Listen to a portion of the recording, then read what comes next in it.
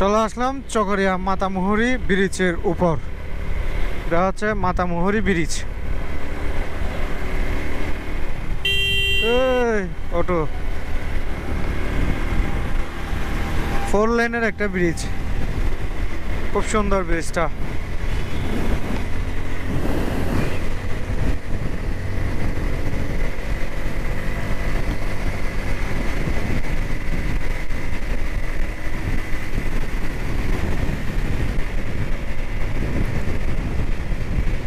সামনে হচ্ছে Chakaria bus station.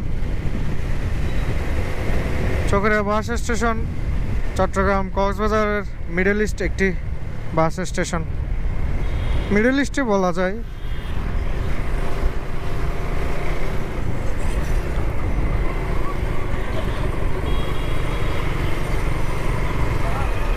অনেক বড় একটা এরিয়া এদের চকরিয়া।